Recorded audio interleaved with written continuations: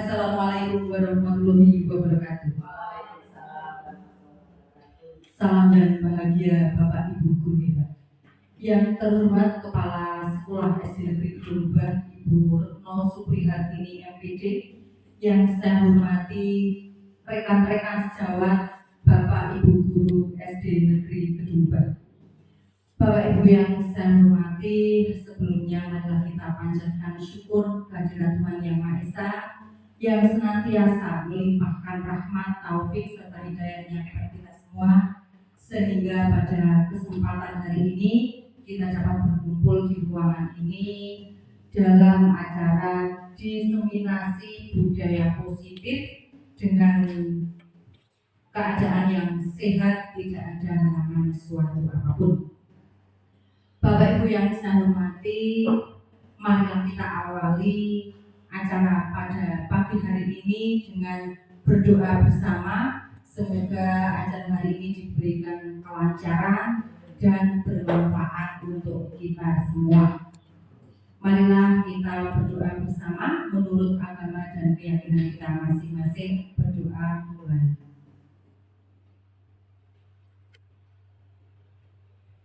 Berdoa cukup.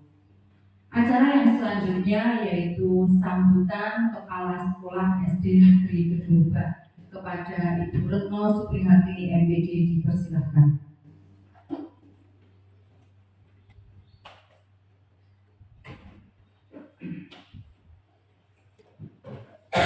Assalamualaikum warahmatullahi wabarakatuh. Salam bahagia dan sejahtera untuk kita semua. Pertama-tama saya ucapkan selamat datang kepada Bapak Ibu Guru SD Negeri Kedua. Juga terima kasih atas kehadiran Ketua Komite SD Negeri Kedua pada siang hari ini dalam acara diseminasi budaya positif yang diprakarsai oleh CGB Angkatan 9 Kabupaten Purworejo, Ibu Lina Sunario SPD. Bapak Ibu hadirin yang saya hormati, sebelum acara ini berlanjut, marilah kita senantiasa mengucapkan, menambah rasa syukur kita kehadirat Tuhan Allah Subhanahu wa Ta'ala, karena pada siang hari ini kita semua dapat berkumpul di ruangan ini dalam keadaan sehat walafiat, tidak berlangsung apa. Untuk itu, mari kita keluarkan dengan kalimat tauhid. Alhamdulillahirabbil alamin. Bapak Ibu hadirin yang saya hormati, acara diseminasi budaya positif pada siang hari ini betul-betul sangat bermanfaat bagi kita dan menambah wawasan kita. Tidak hanya kegiatan yang kita ikuti selama ini, baik itu lokakarya, diseminasi, atau pendampingan, namun yang lebih penting adalah nantinya implementasi dari kegiatan CGB ini, insya Allah akan sangat bermanfaat, baik bagi kita, para guru, anak-anak, dan lebih luas lagi kepada orang tua, masyarakat, dan dunia pendidikan pada umumnya. Untuk itu, saya sangat berbangga hati dengan adanya Ibu Lina Sunario mengikuti CGB Angkatan 9 tahun ini. Saya berharap Bapak Ibu guru yang lain termotivasi untuk mengikuti CGB angkatan-angkatan selanjutnya.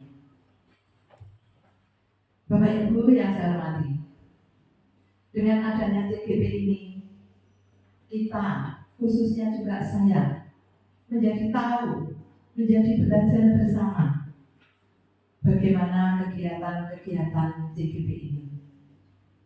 Semoga seperti yang kita harapkan, adanya kegiatan ini akan membawa manfaat bagi kita semuanya. Demikian sambutan yang dapat saya sampaikan. Semoga bermanfaat dan memotivasi kita semuanya. Bapak Ibu hadirin yang saya hormati, hanya itu yang dapat saya sampaikan untuk membuka acara diseminasi budaya positif oleh Ibu Ina Sunanda Estri, JGP Angkatan 9 Kabupaten Purworejo di SD Negeri Kedungban, Kaligesing. Demikian yang dapat saya sampaikan. Banyak kesalahan kekurangan mohon dimaafkan, dan saya akhiri wabillahi taufiq wal hidayah. Assalamualaikum warahmatullahi wabarakatuh.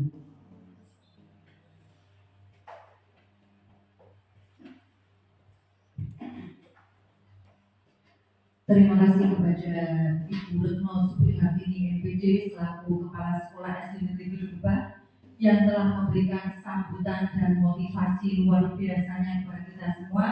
Semoga apa yang menjadi harapan kita semua ke depannya bisa tercapai dan terwujud dengan baik dan sesuai dengan harapan ini. Bapak Ibu yang saya hormati, acara yang berikutnya yaitu paparan materi diseminasi budaya positif oleh saya sendiri. Nyun sewu, saya ambil alih ke depan Bapak Ibu.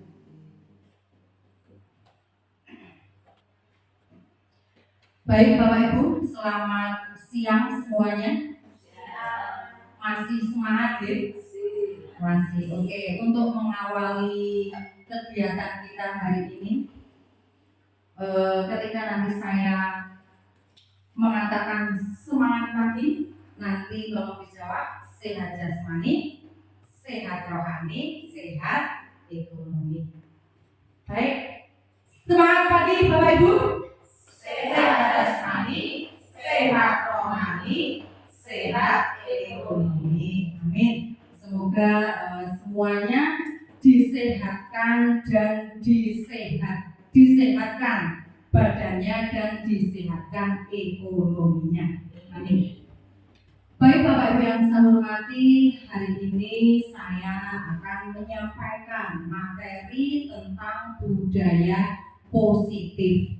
Jadi Bapak Ibu, memang acara pada hari ini itu ada kaitannya dengan tugas saya selaku CGP Angkatan 9 di Kabupaten Purworejo.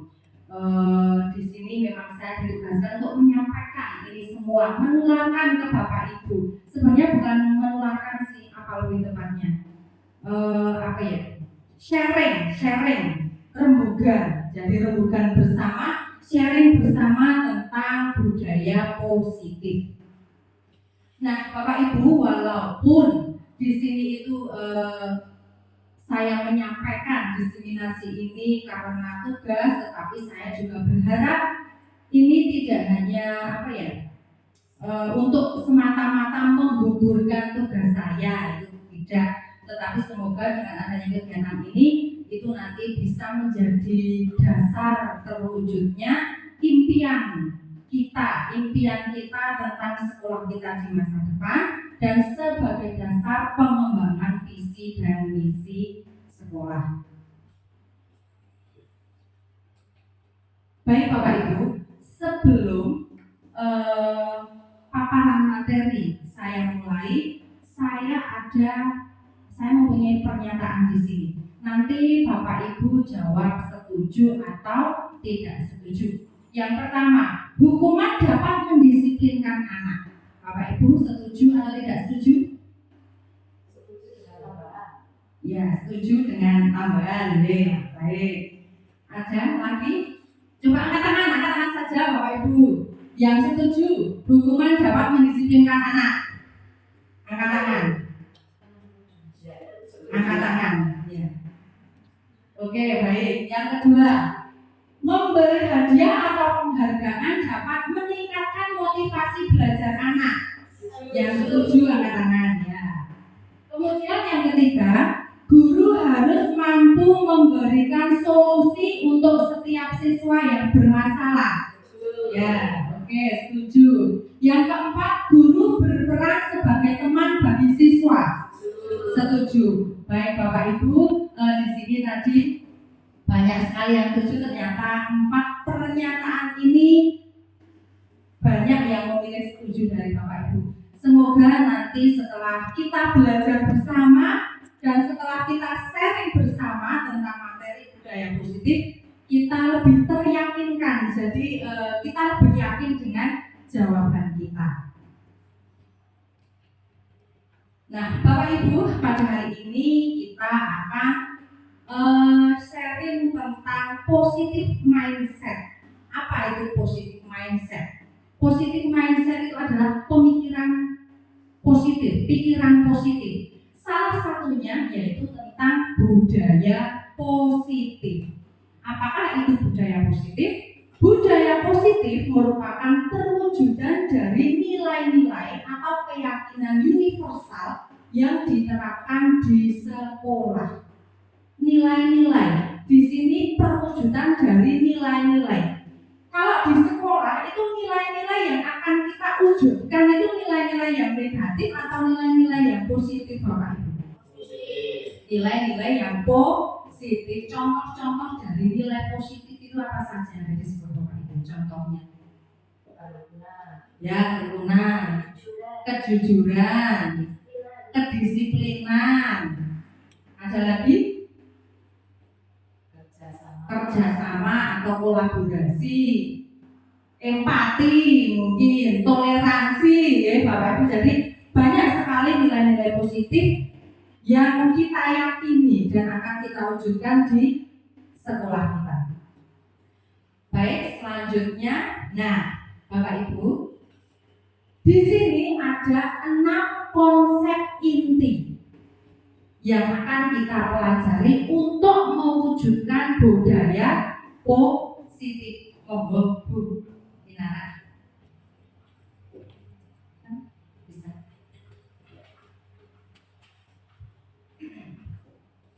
Ya, baik, saya lanjutkan.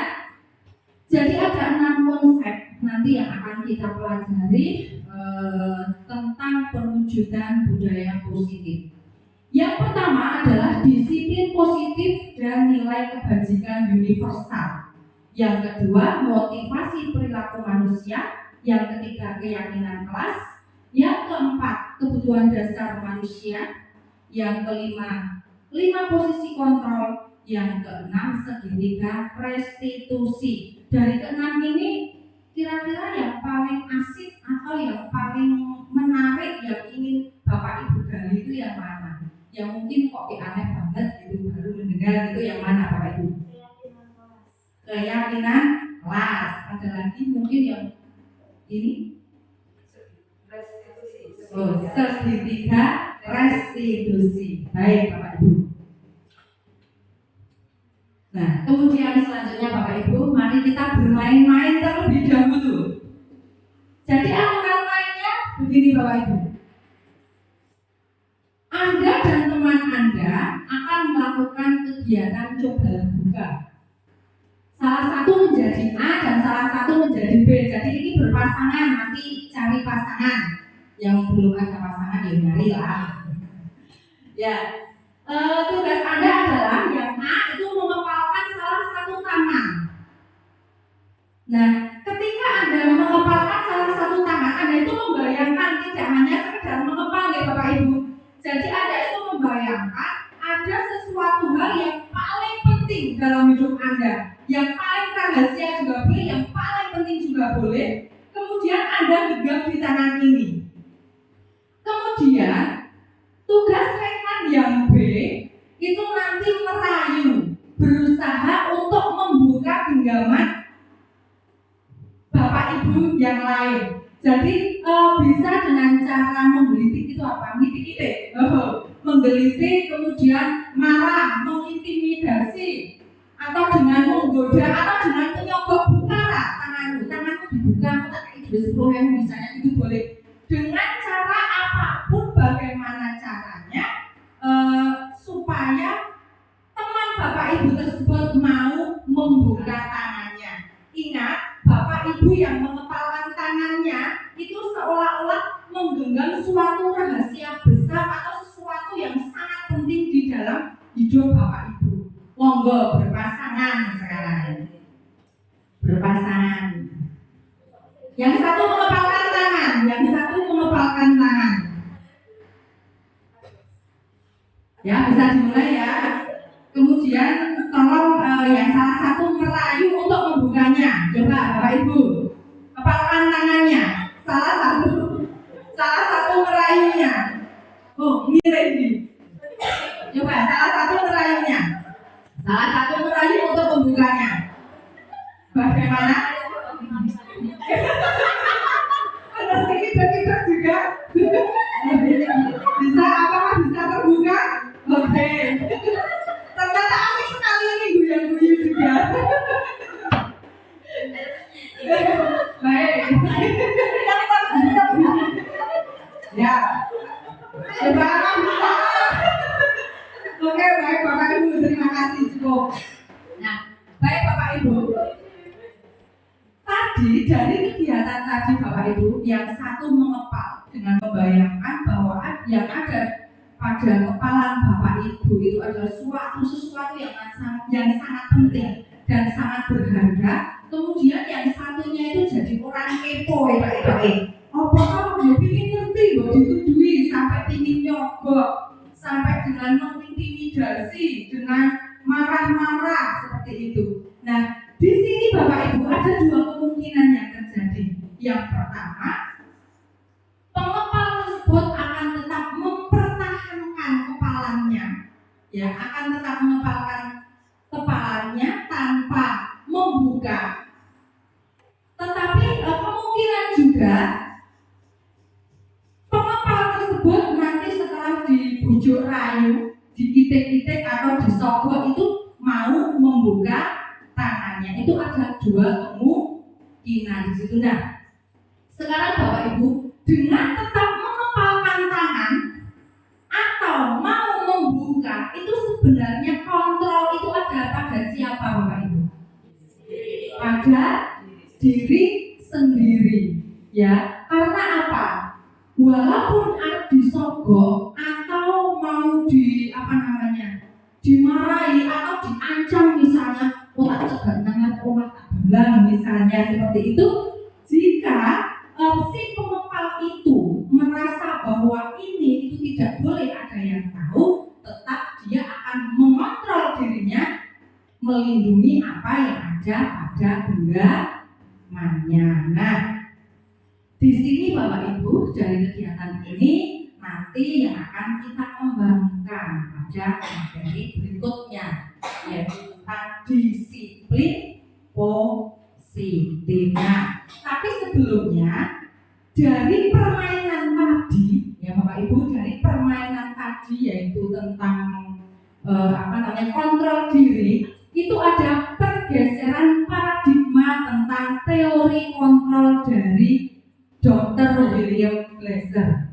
Nah, yang pertama, ilusi guru mengontrol murid.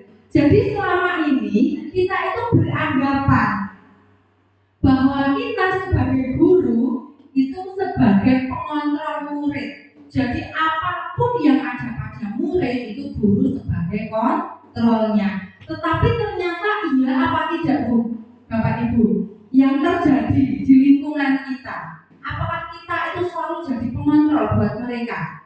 Tidak ya. Tujuan kita mungkin mengontrol, tetapi pada kenyataannya ternyata siswa itu mempunyai kontrol sendiri untuk dirinya. Misalnya kita memberikan PR kepada siswa kita, kemudian kita itu sudah wanti-wanti, cah, sesok kabeh kudu nggarap PR. Sing ora nggarap PR, sesok PR-nya tak tambahi 2 kali lipat misalnya.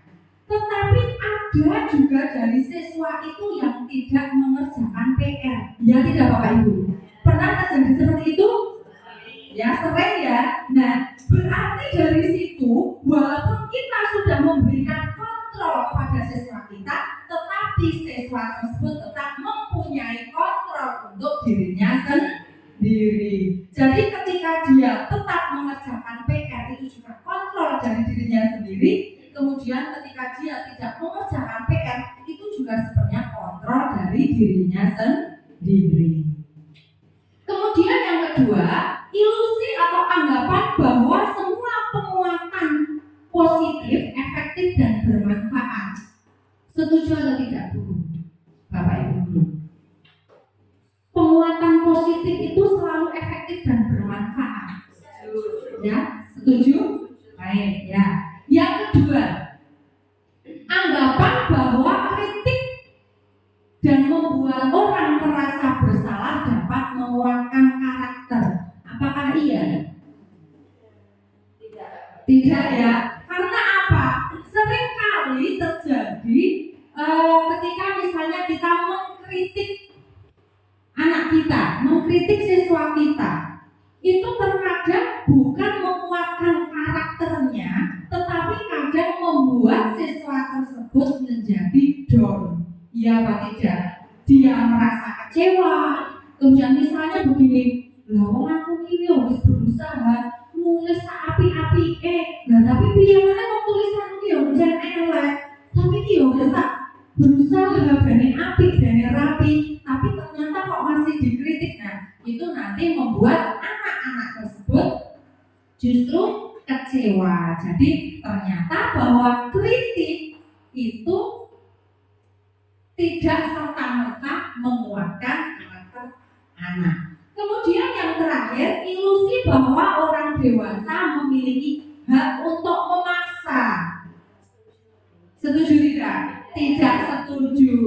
Jadi anggapan-anggapan kuno. Nah, anggapan-anggapan kuno. Kalau anggapan masa sekarang, di masa ini tidak ada anggapan yang seperti ini ya. Jadi kalau dulu saya itu sebenarnya juga pengalaman ini, pernah merasakan juga. Ketika saya masih kecil misalnya, kemudian orang dewasa itu kadang sok bertindak semena-mena terhadap saya, ngomong sak geleme. Ya intinya gini, kalau merasa lebih senior itu biasanya kalau junior itu sok hasil kan junior yang senior seperti itu ya. Jadi seperti kita minta tolong atau apa, mungkin lebih enak, lebih keduga. Ngajengnya Pak Budi. Atau ramahmu Pak Budi bukan keren sekali ya bohong. Ya, jadi ternyata anggapan itu salah. Walaupun kita sebagai orang dewasa, kita tetap tidak memiliki hak untuk memaksa. Apalagi kita sebagai guru. Kalau di sekolah itu orang dewasa itu adalah kita sebagai guru dan anak-anak itu adalah murid kita. Kalau kita masih membenarkan ilusi yang terakhir, itu berarti kita bertentangan dengan pemikiran Ki Hajar Dewantara, bahwasanya kita sebagai seorang guru itu harus melaksanakan pembelajaran itu berpusat pada siswa, pada anak. Jadi kita seorang guru itu dikatakan sebagai seorang petani yang menuntun dan mendampingi tumbuh kembang anak tersebut sesuai dengan kodratnya. Jadi kita tidak bisa menghakimi, kita tidak bisa memaksa, tetapi kita mendampingi supaya apa? Kodrat apa yang sudah ada pada anak tersebut bisa tumbuh kembang dengan hal yang positif. Nah, kemudian Bapak Ibu, bagaimana seseorang bisa mengubah dari paradigma stimulus respon menjadi pada pendekatan teori kontrol? Stimulus respon itu berarti masih ada pengaruh dari luar. Padahal di sini yang kita harapkan itu adalah kontrol dari diri. Coba saya bacakan, kita bahas ya, kita sharing bersama. Yang pertama, stimulus respon. Realitas atau kebutuhan kita itu sama. Padahal sebenarnya bahwa kebutuhan kita itu berbeda.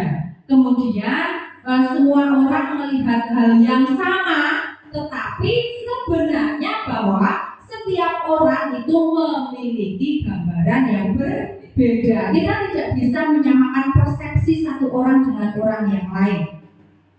Kemudian yang ketiga, kita mencoba mengubah orang agar berpandangan sama dengan kita. Padahal seharusnya kita harus berusaha memahami pandangan orang lain tentang dunia. Jadi tidak bisa kita memaksakan pandangan kita itu harus sama, atau pandangan orang lain itu harus sama dengan pandangan kita. Tetapi justru kita yang harus bisa memahami pandangan dari orang lain. Kemudian yang keempat, perilaku buruk dilihat sebagai suatu kesalahan.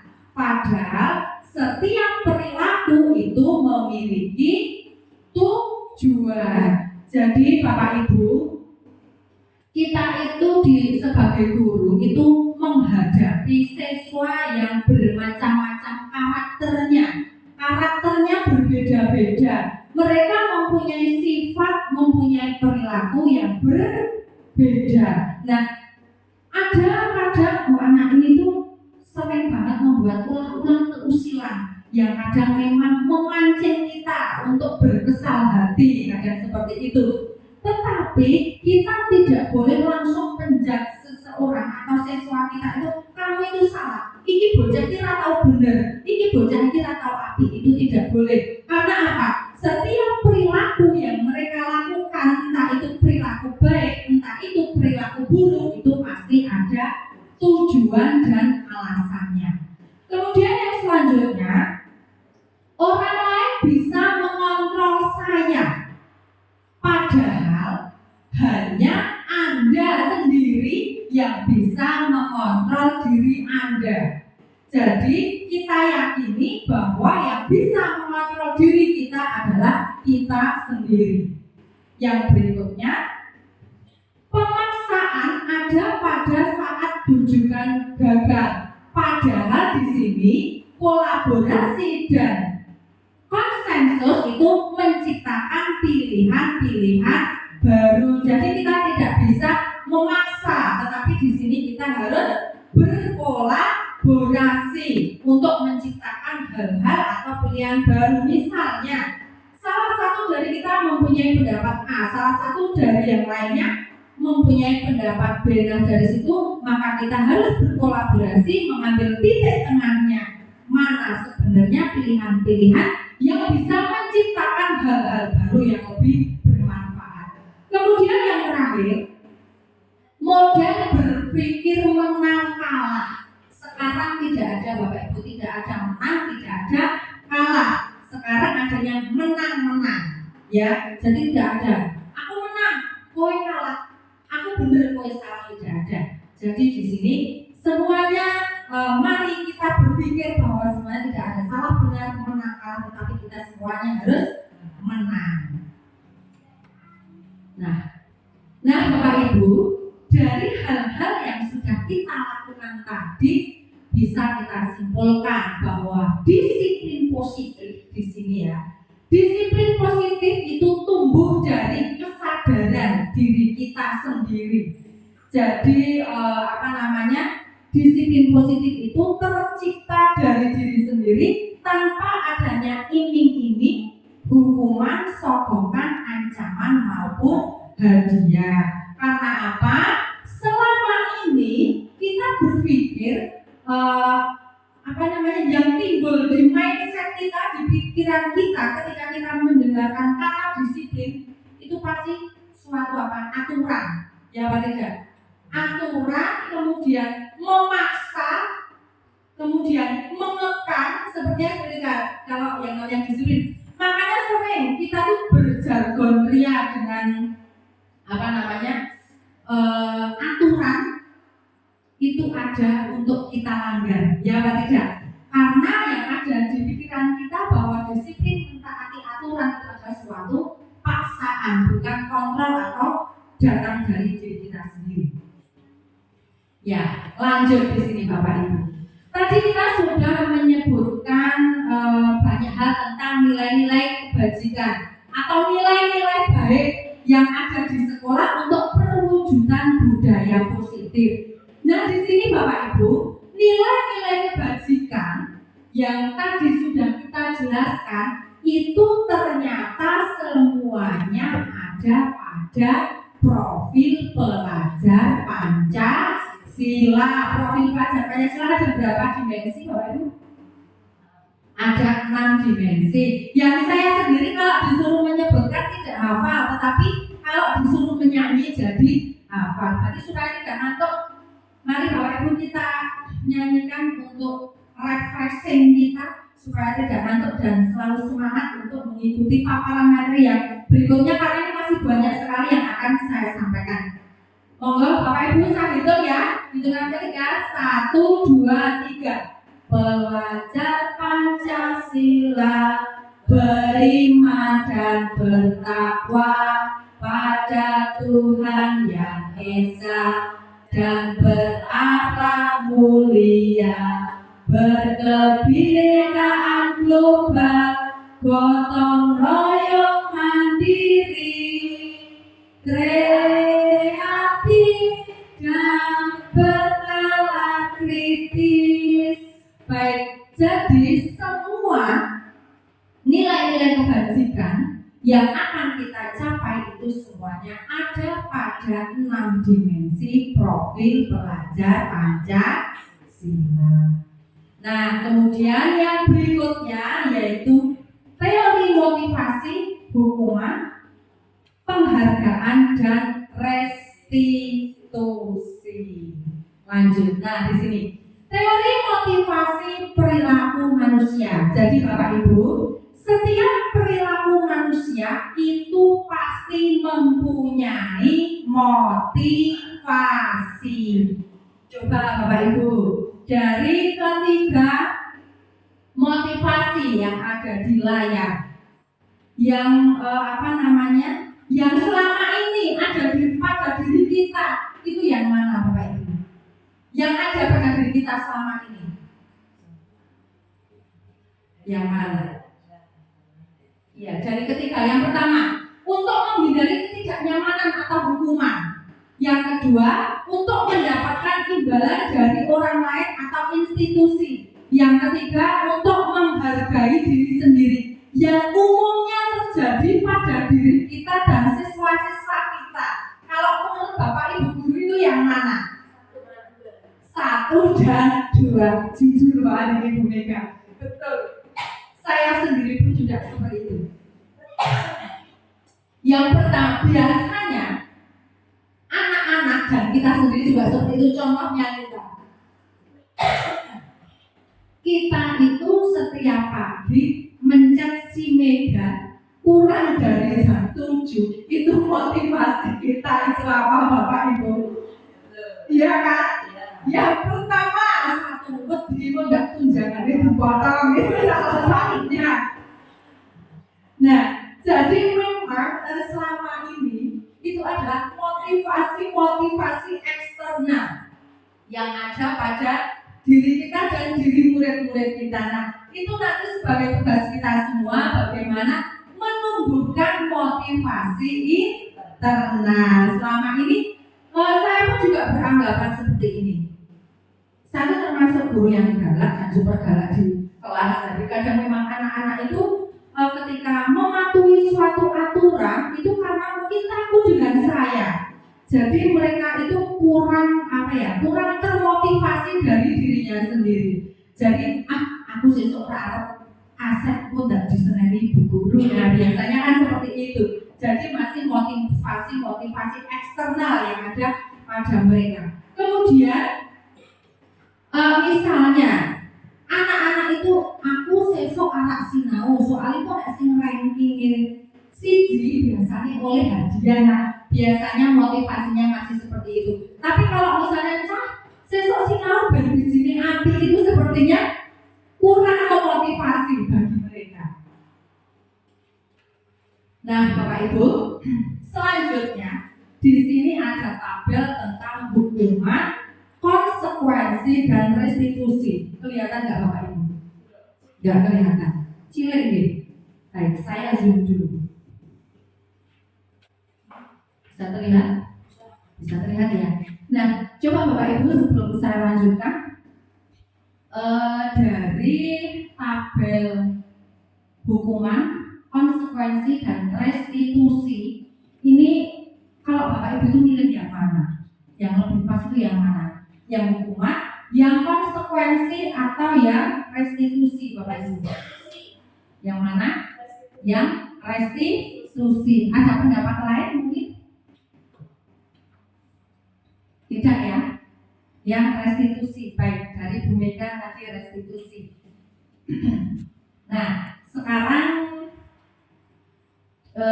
dari bahan tersebut sudah saya simpulkan di sini pengertian dari hukuman, konsekuensi, dan restitusi. Yang pertama hukuman.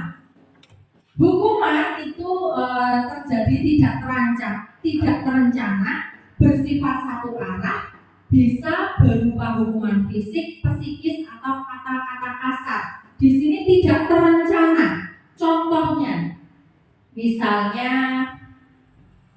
apa ya? Kalau yang terjadi di kelas yang memancing kesalahan kita itu apa? Contohnya Bapak Ibu? Oh, berantem. Misalnya kita tiba-tiba mendapati anak bocah itu kan kalau ditinggal sebentar saja itu di kelas pasti ngereok ya Bapak Ibu, wis jempalian nakaruan itu. Nah, biasanya ketika kita tinggal sebentar kemudian kita masuk kelas, kita mendapati anak-anak kita itu berantem dengan temannya. Nah, biasanya langsung tersulut nih emosi kita. Ibaratnya kayak yang sinetron itu tersulut emosi kalau cincin-cincin harus ngetenteng gitu ya Bapak Ibu. Jadi di situ pasti kita langsung begini. Ini kenapa ini? Kenapa malah dulu? Nah, saya ini jajal apa ya? Saya dulu apa? Maju ngarep. Ngadep sikile di junjung siji. Karo ngelek kuping. Nah, biasanya kan seperti itu kita. Nah, jadi hukuman itu biasanya tidak terencana seketika apa yang muncul dari pikiran kita untuk mengapokkan itu apa? Untuk membuat sesra kita itu jerah, dan mengapok seperti itu. Nah, itu hukuman. Kemudian yang kedua itu adalah konsekuensi. Konsekuensi ini bersifat terencana, sudah disepakati bentuk-bentuk. Jadi kita sudah menyepakati bentuk-bentuk dari konsekuensi tersebut antara guru dan siswa. Contohnya, ini kaitannya nanti dengan keyakinan kelas ya. Contohnya misalnya, cak pokoknya sesuk nek sing ora nggarap PR kuwi tak kei soal meneh 2 kali lipat saka jumlah dari PR yang Ibu berikan. Nah, berarti kan itu sudah ada kesepakatan. Siswa kan sudah tahu. Jadi ketika dia itu melanggar aturan, aduh, bariki yang kudu garap soal luwih akeh saka iki. Nah, itu sudah merupakan suatu kesepakatan. Jadi, ya sudah, karena kamu melakukan kesalahan, kamu juga harus melaksanakan konsekuensinya. Kemudian yang ketiga adalah restitusi. Restitusi adalah proses menciptakan kondisi bagi murid untuk memperbaiki kesalahan mereka sehingga mereka bisa kembali memperbaiki kesalahan mereka dan kembali pada kelompok mereka dengan karakter yang lebih baik. Jadi untuk restitusi ini kita sebagai seorang guru itu menciptakan kondisi untuk memperbaiki. Jadi kita tidak menghukum atau menjudge bahwa anak itu selalu membuat kesalahan, tetapi kita mencari solusi dari masalah atau kesalahan yang sudah dilakukan oleh anak tersebut. Yang selanjutnya Bapak Ibu, ada beberapa pernyataan di sini Bapak Ibu. Hukuman atau konsekuensi, nanti tolong kita berpendapat bersama. Yang pertama, mencatat 100 kali di dalam buku dengan kalimat saya tidak akan terlambat lagi karena terlambat ke sekolah. Ya, jadi karena anak itu terlambat ke sekolah, maka dia mencatat 100 kali kalimat saya tidak akan terlambat lagi. Itu termasuk hukuman atau konsekuensi? Hukuman? Ya. Baik, kita lanjutkan dulu. Yang kedua, lari mengelilingi lapangan basket 2 kali karena terlambat dari di sekolah. hukuman. Yang ketiga, murid diminta untuk push up 15 kali karena tidak menggunakan topi saat upacara, hukuman. Yang berikutnya, menggantikan kertas tugas teman yang telah dicoret-coret, konsekuensi. Membersihkan tumpahan air di meja tulis karena tersenggol pada saat belajar, konsekuensi. Murid disuruh untuk tidak mengenakan sepatu seharian karena tidak menggunakan sepatu hitam di sekolah, untuk tidak mengenakan apa? Hukuman.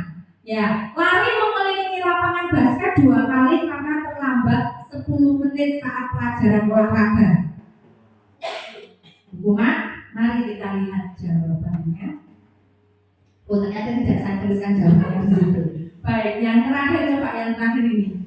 Lari mengelilingi lapangan basket 2 kali karena terlambat 10 menit saat pelajaran olahraga, Bapak Ibu. Konsekuensi, karena apa? Nanti berbeda dengan yang nomor 2. Kalau yang terakhir ini kan linier karena pada jam olahraga. Jadi bisa dianggap sebagai pemanasan. Terus kalau anak-anak yang lain melihat itu tidak seperti dihukum karena memang itu pada saat jam olahraga. Iya. Kemudian yang berikutnya, dihukum oleh penghargaan, Bapak Ibu. Nah, selama ini Bapak Ibu, kita itu selalu berkeyakinan bahwa ketika kita memberikan penghargaan kepada anak kita, siswa kita, itu merupakan suatu hal yang dapat memotivasi. Ya enggak? Kita beranggapan seperti itu ya Bapak Ibu. Ya. Padahal di sini Bapak Ibu, penghargaan kepada siswa itu juga bisa menjadi penghukum bagi siswa tersebut. Nah, coba kita telah satu persatu. Yang pertama, pengaruh jangka pendek dan jangka panjang. Mungkin dengan penghargaan itu pada jangka pendek itu oke-oke saja, bisa itu digunakan. Tetapi jika untuk jangka panjang, yang pertama jujur bangkrut ora Bapak Ibu. Ya, bangkrut nek apa-apa kok kudu nganggo penghargaan. Bane bocah iki manut setiap hari supaya anak itu mereka semangat untuk belajar. Kita setiap pagi memotivasi anak, cah dibataknya sing tenanan, mengko nek bijine apik tak kei hadiah. Apa enggak bosen jika setiap hari kita harus menawarkan penghargaan untuk anak didik kita? Bosen ya? Efektif tidak itu Bapak Ibu? Tidak efektif.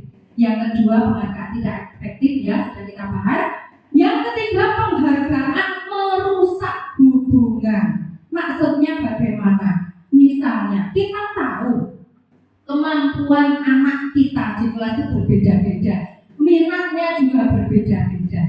Nah, kalau misalnya setiap saat kita itu mengiming-imingi anak-anak kita itu dengan penghargaan, apa itu tidak akan menimbulkan kecemburuan bagi siswa yang lain? Pasti yang lain akan menggerutu. Apa sih batin? Kae menang itu hadiah menang, kae itu hadiah menang, nyong tak tahu itu hadiah. Nah, itu kan bisa menyebabkan kemeren kalau istilah Jawanya. Jadi itu dapat merusak hubungan antara teman satu dengan yang lain. Kemudian penghargaan mengurangi ketepatan, penghargaan mengurangi kualitas, penghargaan mematikan kreativitas. Jadi nanti apa yang mereka lakukan itu hanya berdasarkan dari penghargaan. Mereka tidak ada motivasi dari dalam diri, aku tuh bisa itu.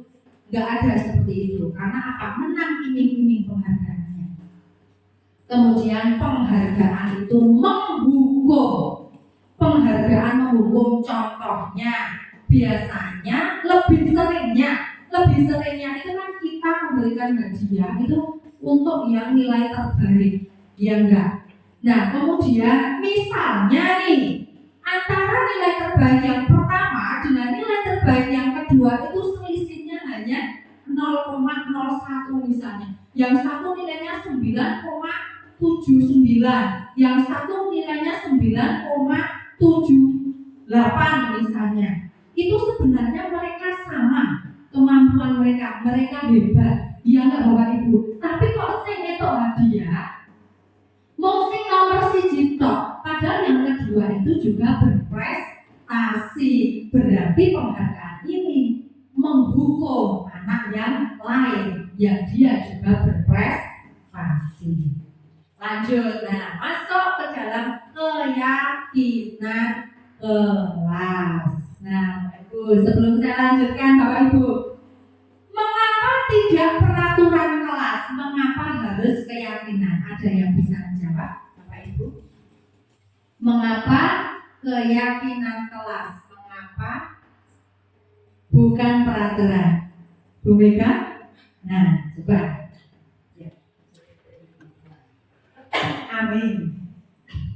Kalau menurut saya, Ya. peraturan kelas itu kan sifatnya sudah ditentukan Ya. oleh guru, jadi satu arah.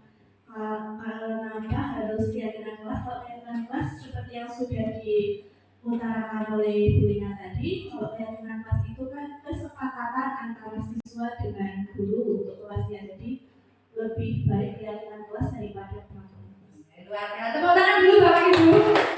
Terima kasih. Ya, baik, luar biasa tadi dari Bu Mega. Kenapa tidak peraturan kelas? Mengapa harus keyakinan kelas? Betul sekali bahwa peraturan kelas, yang namanya peraturan itu adalah satu arah. Pasti hanya satu pihak yang membuat, pihak yang lain harus menuruti. Tetapi kalau keyakinan ini universal ya, dari dua arah, beberapa arah. Jadi ada kesepakatan antara pihak satu dengan pihak yang lain. Betul sekali. Ya. Di sini Bapak Ibu ada salah satu gambaran dari suatu peristiwa. Bukan peristiwa ya. Peraturan di sini, gambaran peraturan. Mengapa kita memiliki peraturan tentang penggunaan helm saat mengendarai sepeda motor?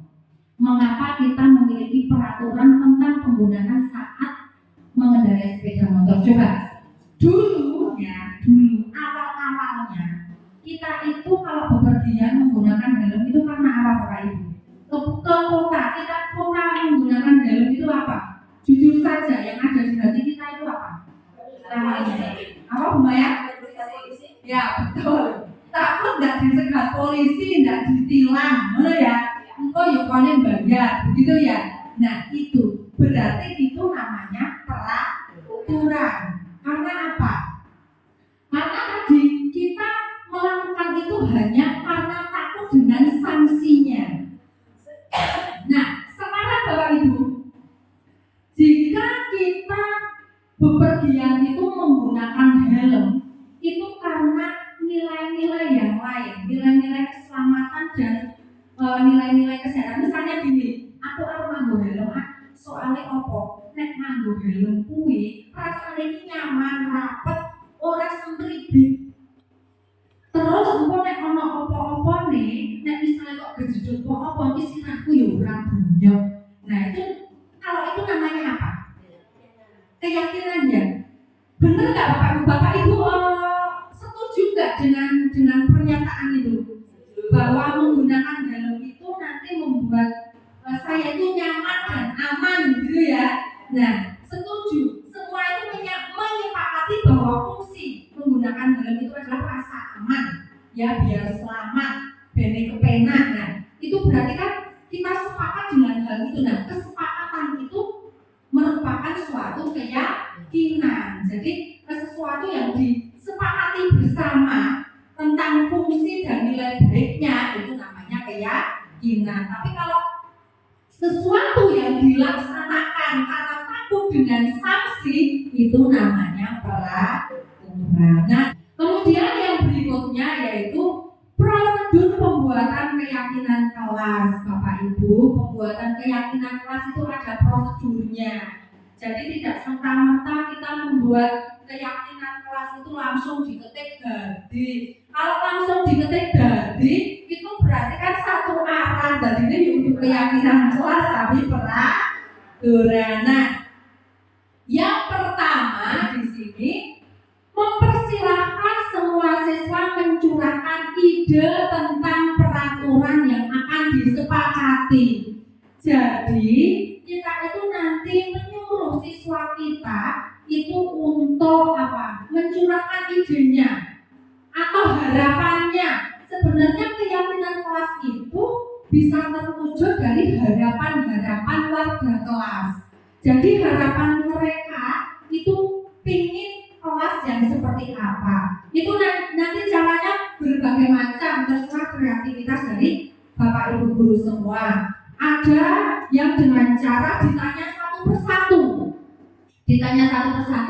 kemudian Bapak Ibu guru mencatat. Ada juga nanti yang menuliskan di kertas, atau kalau saya membuatnya itu menggunakan kertas sticky note. Jadi siswa itu saya suruh untuk menuliskan harapan-harapannya atau ide-ide apa yang akan mereka tuangkan kaitannya dengan keyakinan kelas yang akan kita buat.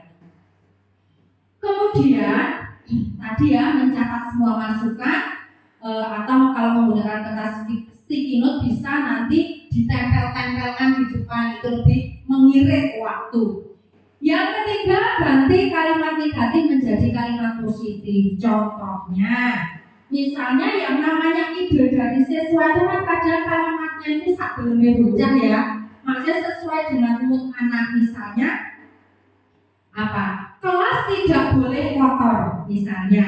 Nah itu kan bisa kita ganti dengan kalimat positif menjadi apa misalnya? Kalau tidak boleh kotor itu kan kebersihan, misalnya jagalah kebersihan misalnya, dan lain sebagainya. Kemudian yang berikutnya, setelah mengubahnya, tinjau kembali curahan pendapat yang terkumpul dan susun menjadi keyakinan kelas. Maksudnya begini, jika nanti ide-ide dari anak-anak itu sudah terkumpul, sudah ditempel-tempelkan kalau menggunakan sticky note atau sudah ditulis, itu nanti ditinjau ulang dan dipisah-pisahkan Bapak Ibu. Maksudnya nanti kan yang namanya anak itu ada yang punya ide tentang kebersihan. Nah yang kebersihan dijadikan satu, dikelompokkan satu. Nanti yang ketertiban dijadikan satu. Kemudian nanti yang apa? Misal tingkah laku misalnya juga dijadikan menjadi satu, dikelompok-kelompokkan. Yang berikutnya, tinjau ulang keyakinan kelas yang sudah terkumpul. Kalau sudah diplok-plokkan sesuai dengan golongannya atau sesuai dengan kelompoknya, itu nanti kita tinjau, kita ambil yang apa? Yang mewakili. Jadi yang lebih diterima dan kalimatnya itu lebih enak untuk dipahami. Nah, kita ambil dari beberapa kelompok tersebut. Kalau keyakinan kelas itu tidak perlu banyak-banyak ya Bapak Ibu. Kalau terlalu banyak nanti anaknya bingung. Cukup sekitar 3-7 keyakinan kelas yang penting sudah mewakili yang bisa menciptakan lingkungan kelas itu kondusif sesuai dengan harapan dari warga kelas tersebut. Kemudian yang berikutnya adalah meninjau lagi dari apa poin-poin yang sudah kita ambil itu dan menyetujui dengan menandatanganinya. Apakah perlu? Sangat perlu Bapak Ibu. Jadi nanti keyakinan-keyakinan kelas itu kita tuangkan ke dalam kertas yang cantik ya. Jadi kita modifikasi, kita model-model, boleh kita ketik dengan Canva atau kita tempelkan stiker-stiker itu boleh. Kemudian kita menandatangani, siapa saja yang harus menandatangani? Semua warga kelas. Nah, baik Bapak Ibu, sebagai referensi untuk gambaran Bapak Ibu semuanya, ini kemarin untuk pembuatan keyakinan kelas sudah saya praktekkan di kelas saya. Siapa tahu nanti bermanfaat ya Bapak Ibu. Mari kita tonton video tersebut. Apabila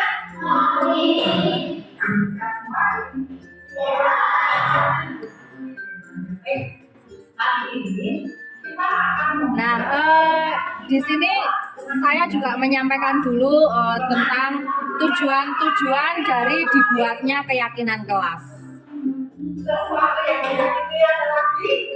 Saya juga menjelaskan apa sih yang dimaksud dengan keyakinan kelas tersebut. Supaya pengaturan dua kelas itu sesuai dengan harapan kita. Tujuannya apa? Tujuannya biar kegiatan kita itu menjadi aman, nyaman, sesuai dengan harapan. Iya. Nah, pertama, guru akan membagikan isi notes ya. Setiap anak itu kan pasti mempunyai harapan yang berbeda-beda. Ya tidak? Mungkin sih dia berharap kelasnya itu misalnya tetapi mungkin Aki berharap kelasnya itu misalnya tidak kotor atau apa dia harapannya pasti berbeda. Nah sekarang tuangkan harapan dan ide kalian dalam kelas kita yang berbeda ya. Kalau sudah selesai, nanti bisa kalian tekan di sini. Harapan-harapan dan ide kalian tentang kelas kita itu nanti jangan di sini. Itu Nah, di sini saya menggunakan kertas sticky note Bapak Ibu. Tetapi nanti Bapak Ibu bisa menggunakan kertas yang lain atau bisa nanti satu persatu anak ditanya kemudian dicatat di depan juga bisa. Tetapi kalau saya untuk mempermudah saya menggunakan kertas sticky note. Semuanya harapan-harapan ide-ide kalian tentang kelas kita seperti apa?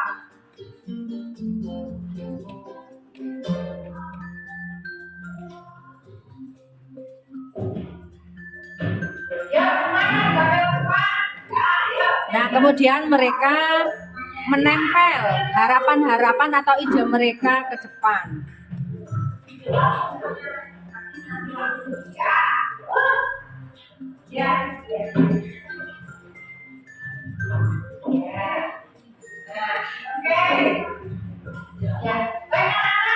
Semuanya sudah membuat harapan-harapan dan ide-ide ya.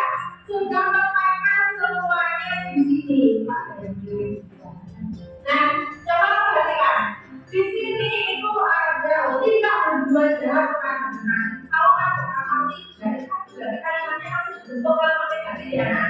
Nah, sekarang dulu kita tolong ke beberapa anak untuk mengubah kalimat negatif yang ada di sini menjadi kalimat positif. Nah, di sini saya meminta beberapa anak untuk mengubah kalimat pernyataan negatif menjadi pernyataan positif. Iman, Eva,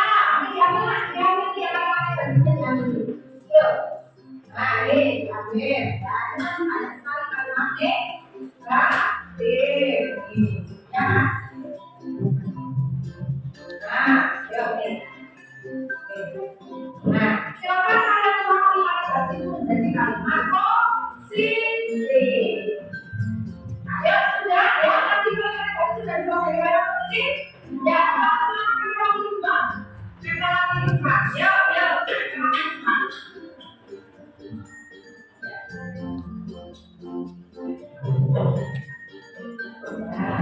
Nah, sekarang ya, semua pernyataan yang ada di depan sudah berbentuk kalimat positif. Selanjutnya, kita akan mengelompokkan harapan-harapan ini sesuai dengan temanya masing-masing. Jadi nanti untuk yang kebersihan, buah-buahan dan siap, kemudian dan ketiban, kemudian ketika lalu misalnya juga dengan tiga. Nah, kemudian kita kalau dua anak Zulkis sama Eva, silakan maju. Zulkis sama Eva, silakan maju.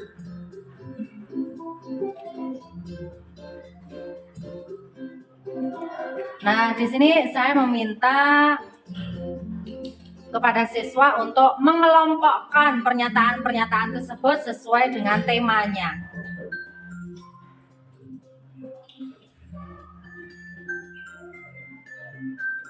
Ya, baik. Terima kasih. Silakan duduk kembali.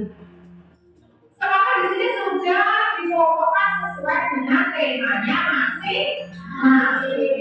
Nah, anak-anak selanjutnya, Bu Guru minta tolong lagi ya. Nanti 3 anak maju ke depan, di sini dibaca. Terus kemudian kalian pilih yang mana kalimat yang menurut kalian itu paling menarik. Ya, ambil di sini, kemudian kalian tempelkan di sini. Ya, tidak kamu habis, Irul sama Tina, silakan. Berarti kamu depan, silakan. Ya, tadi saya di sini ya. Ya, di sini saya dan beberapa siswa meninjau ulang dari pernyataan-pernyataan yang sudah dikelompokkan tersebut yang akan kita sepakati menjadi keyakinan kelas. Ini ya paling menarik kalimatnya, ya. Walaupun temanya sama, tapi kalimatnya paling menarik. Oke, baik anak-anak. Ini tadi adalah kesepakatan yang sudah dipilih oleh 3 anak. Coba yang lain sudah sepakat ini yang dipilih. Kalau begitu coba dulu kita tolong ke yang lain. Anak-anak siapa kelompok ya yang mau membantu guru untuk menuliskan kesepakatan kelas ini menjadi sebuah keyakinan kelas dan misalnya di kertas yang lebih menarik yang sudah dapat guru juga bisa ya. Coba ya siapa yuk? Siapa menang? Berenang anak tersebut. Siapa yang mau ya? Biasa. Nah, Bapak Ibu, di sini saya meminta beberapa anak untuk menuliskan kalimat-kalimat yang sudah kita yakini yang nanti akan kita masukkan ke dalam keyakinan kelas ke dalam kertas dan ditulis dengan yang lebih rapi.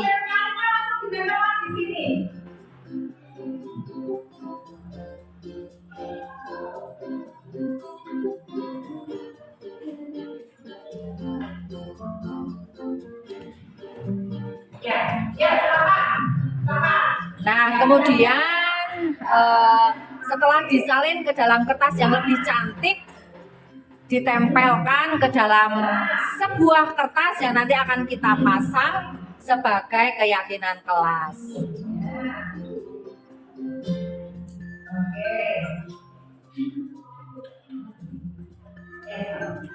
Nah, ya, dan di sini kita sudah mendapatkan keyakinan kelas. Coba kita baca bersama kata-kata yang sama apa? Menjaga ketika berdoa sebelum belajar. Jangan lupa bahwa dia kemudian saling menghormati dan menghargai, menjaga kebersihan. Anak-anak sekarang beri saran. Nah, setuju nggak dengan keyakinan yang sudah kita bawa ini?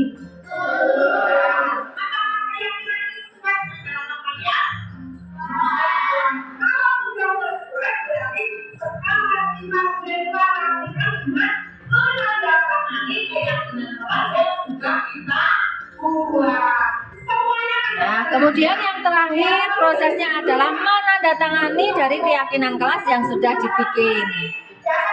Semuanya, semua warga kelas ikut bertanda tangan, termasuk gurunya. Ya, sekarang bilang kalian, bilang. Ya, mana begini? Ya, semuanya katakan.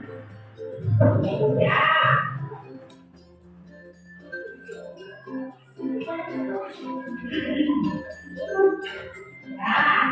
Lihat ya, lihat ya.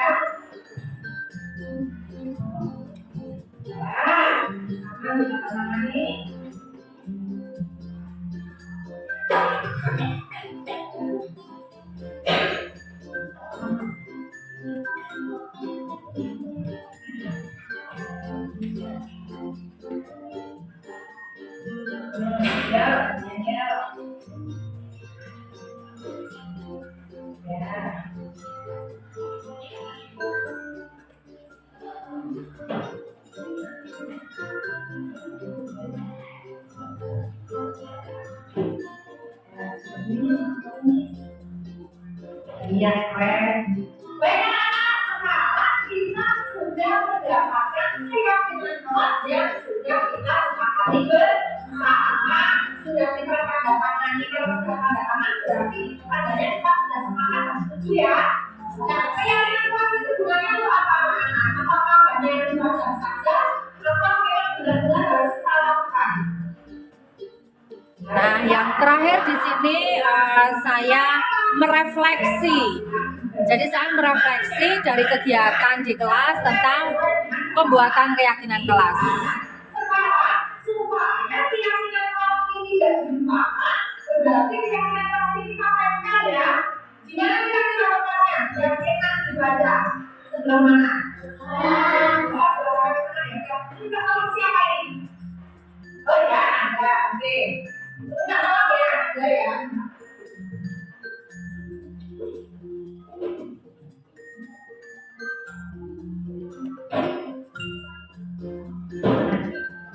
Yang Anda akan memasangnya. Nah, ya.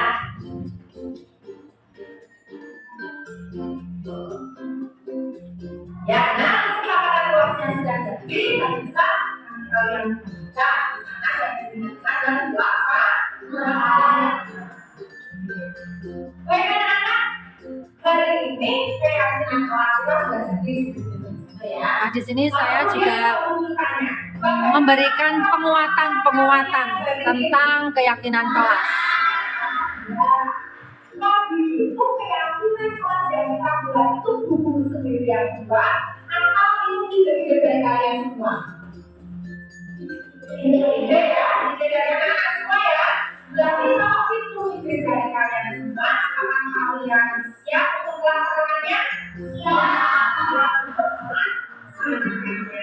Atau orang-orang kalian yang ada keyakinan kelas? Apa? Anak kan? Coba ada lagi?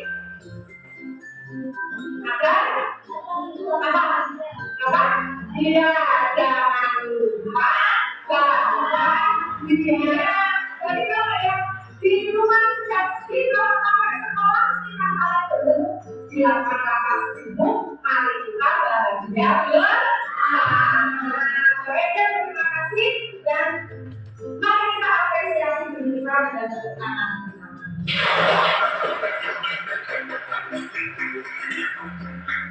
Nah, demikian Bapak Ibu yang sudah saya laksanakan di kelas saya, semoga nanti bermanfaat. Kemudian lanjut materi yang berikutnya. Yang berikutnya adalah kebutuhan dasar manusia. Kebutuhan dasar yang manusia pertama yaitu bertahan hidup. Yang kedua, kasih sayang dan rasa diterima. Yang ketiga, kebebasan. Yang keempat, kesenangan. Yang kelima yaitu penguasaan. Nah, lanjut Bapak Ibu, di sini ada beberapa pernyataan Bapak Ibu. Coba dari pernyataan ini kebutuhan dasar apa yang mereka penuhi? Ibu guru bilang, aku tidak boleh bersenandung sewaktu mengerjakan tugas. Katanya kelas harus tenang, tidak ada suara, kan nggak seru jadinya. Itu apa Bapak Ibu?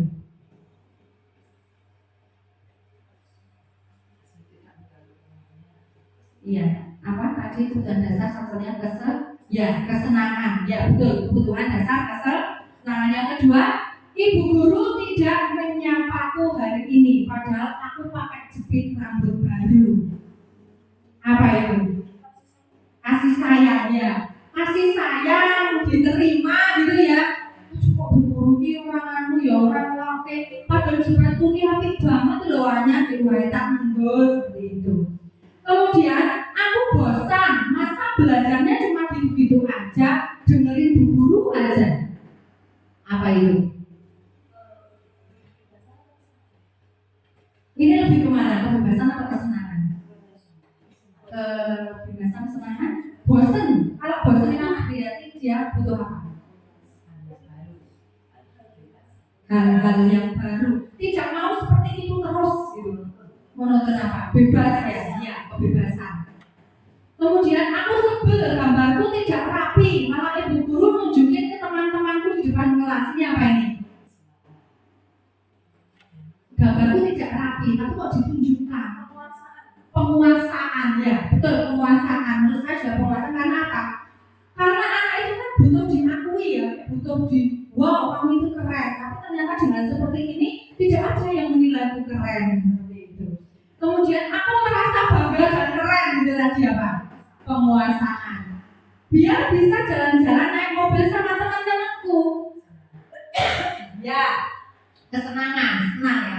Aku senang bisa pergi ke tempat-tempat yang aku suka. Kesenangan juga. Menyetir mobil itu seru. Kesenangan. Nah, Bapak Ibu ternyata kita sudah paham dengan dasar 5 dasar kebutuhan hidup kita. Kemudian yang selanjutnya adalah dunia berkualitas. Nah, di sini Bapak Ibu sebelum ini kita baca pertanyaan ini, seandainya Bapak Ibu dunia berkualitas itu saya ibaratkan sebuah album foto, ya, foto-foto apa yang yang akan Bapak Ibu masukkan ke dalam album tersebut? Coba siapa? Oh, Pak Budi, monggo Pak, luar biasa ini saya jadi terbuka. Jadi foto-foto yang akan saya masukkan ke dalam album itu utamanya adalah yang pertama itu foto keluarga.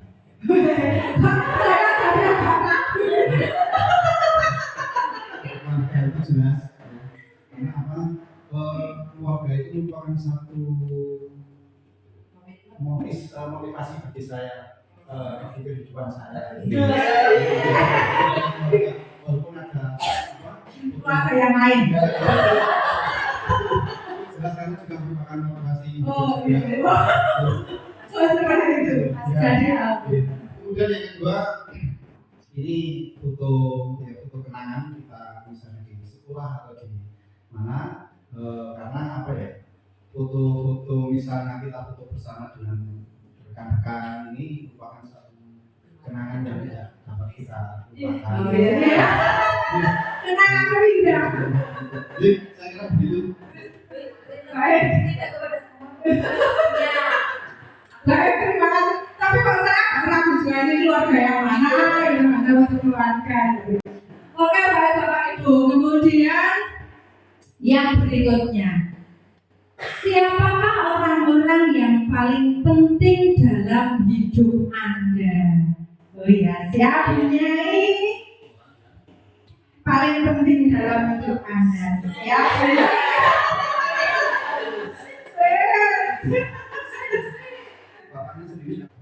Menurut saya orang yang paling penting dalam hidup saya adalah kedua orang tua.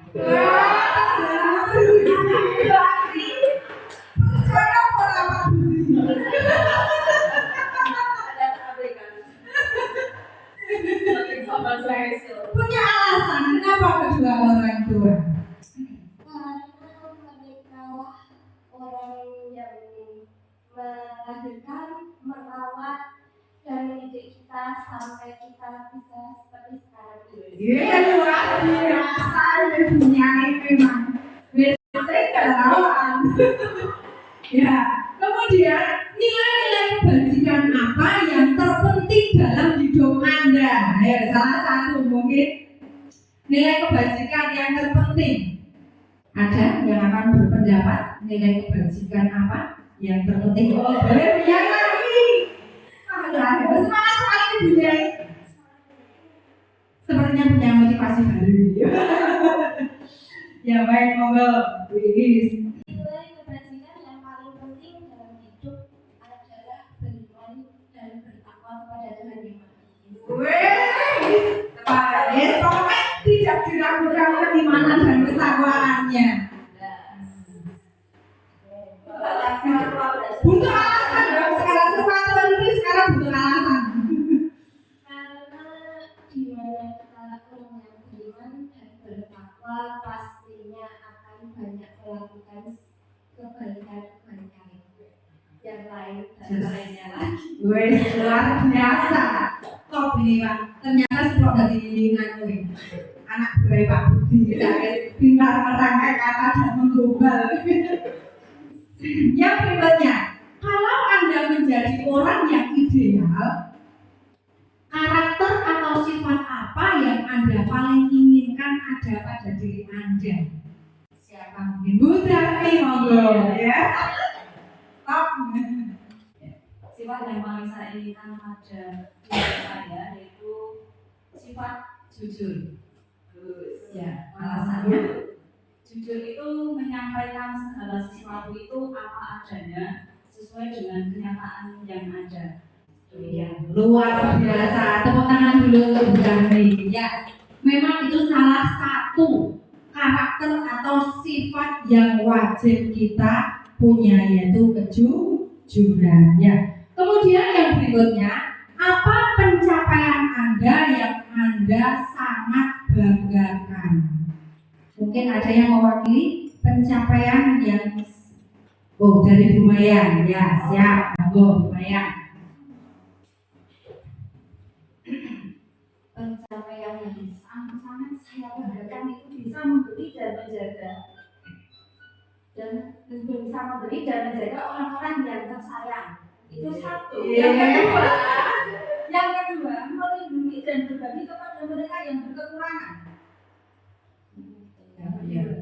Itu kenapa alasannya itu seperti itu? Karena bagi saya itu suatu self reward. Gak harus kita pergi ke toko perhiasan atau beli skincare mahal atau baju-baju branded, tapi dari situlah kita merasa pencapaian kita yang kita selama ini kita bekerja itu sangat-sangat bermanfaat.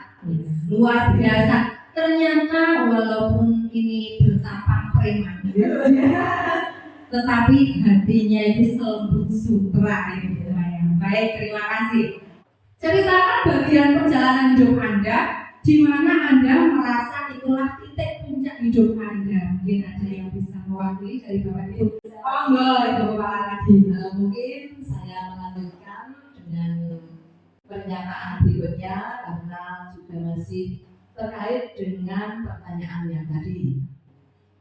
Jadi dalam perjalanan hidup saya, di mana saya merasa itulah titik puncak hidup saya adalah dalam saya berkarir. Boleh dong seorang guru dikatakan karir ya. Jadi, Memang karir yang luar biasa. jadi tidak hanya seorang direktur di perusahaan atau mungkin seorang pejabat di suatu instansi. Jadi seorang guru itu juga merupakan karir. Nah, puncak karir, titik puncak hidup saya adalah ini seorang guru ya. Kalau saya mendapati, mendengar, menyaksikan siswa-siswa saya itu menjadi orang yang sukses dalam hidupnya. Ini merupakan suatu kebanggaan dan saya merasa puas, bangga, senang, terharu dan lain-lain. Rasa kepuasan saya tidak bisa dipungkiri. Kita semua berada di ruangan ini. Saya merasa bangga ada 3 orang murid saya yang betul-betul dulu saya mengajar. Saya mendidik dan akhirnya menjadi orang yang berguna, yang membanggakan. Salah satunya adalah yang sedang mengikuti JGP hari ini.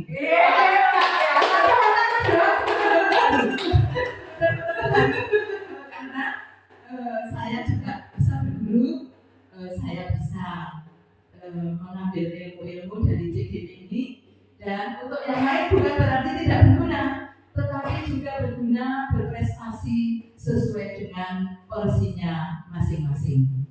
Saya sering nunut bangga apabila murid saya, oh dulu itu saya juga ikut mengajar, ada yang menjadi polisi, saya dulu pulang dia menjadi tentara, oh dia sekarang menjadi pejabat desa, saya pernah ikut mengajar. Itu merupakan titik puncak hidup saya.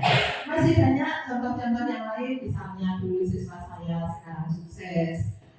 Sukses itu tidak diukur dalam jabatan kedudukan apa, mungkin sukses dalam hidupnya, sukses dalam mendidik anak-anaknya, sukses dalam keluarganya, keluarga yang sejahtera, keluarga yang harmonis, keluarga yang utuh. Nah itu juga merupakan prestasi tersendiri dan saya bangga karenanya. Ya, mungkin itu yang dapat saya sampaikan. Masih banyak yang akan saya ceritakan, namun hanya itu dulu dan nanti bisa disambung di lain kesempatan. Terima kasih. Baik, terima kasih luar biasa ini dari Bu Kepala Sekolah ini. Memang benar sekali, apalagi kita sebagai seorang guru itu kita pasti merasa bangga jika anak didik kita itu nantinya menjadi anak-anak yang berguna. Jadi misalnya, kalau pejabat ngerti lah, aku ini biar ulang loh, kayak biar muridku, pejabat kayak ini biar muridku. Nah seperti itu tuh memang suatu kebanggaan dan kita itu merasa bahwa itu memang pencapaian luar biasa yang sudah kita dapatkan saat ini. Kemudian yang terakhir, apa yang paling bermakna dalam hidup Anda? Mungkin salah satu ada yang mau mewakili? Oke, siap, Mega. Apa yang paling bermakna dalam hidup Anda? Menurut saya itu ketika membaca itu saya langsung terlintas sebuah lagu tapi lupa judulnya. Harta yang paling berharga adalah keluarga. Harta yang paling berharga adalah keluarga. Oh ya, keluarga cemara. Nah, menurut saya itu baik itu keluarga di rumah, ayah, ibu, kakak dan sebagainya, juga keluarga di tempat kerja atau di sekolah. Iya, ya. Termasuk saya berarti ya, Mega. Baik, terima kasih sekali. Ternyata Bapak Ibu di sini yang dinamakan dengan dunia berkualitas itu adalah dunia yang penuh dengan hal-hal yang sesuai dengan harapan kita. Taraf kualitas antara satu orang dengan orang yang lain itu berbeda. Baik Bapak Ibu, selanjutnya adalah 5 posisi kontrol. Nah, 5 posisi kontrol guru itu yang pertama adalah penghukum, yang kedua pembuat orang merasa bersalah, yang ketiga posisi sebagai teman, yang keempat posisi sebagai pemantau, yang kelima posisi sebagai manajer. Coba Bapak Ibu monggo dipikirkan di benak Bapak Ibu, memilih salah satu di antara itu, kira-kira posisi mana yang paling klik, yang paling oke menurut Bapak Ibu guru. Simpan di benak dulu. Ya, oke, simpan ya, simpan di benak dulu. Nah, lanjut, mari kita saksikan video berikut ini supaya lebih pahamnya. Nonton betul Bapak Ibu. Mari kita saksikan.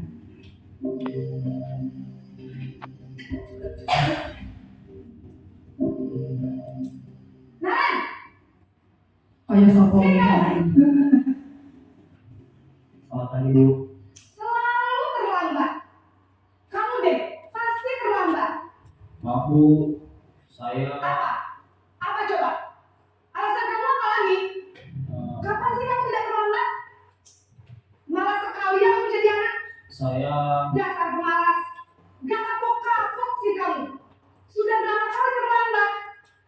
Sana, kamu keliling lapangan basket 2 kali. kenapa saya harus beli lapangan basket Bu? Kenapa? Kamu lawan ibu. Berani-beraninya jawab. Sudah terlambat, masih berani jawab pula. Sekarang, keliling lapangan basket 5 kali sekalian. Biar kapok. Cepat. Pergi sana ke lapangan basket. Nah, yang kedua, posisi pembuat merasa bersalah.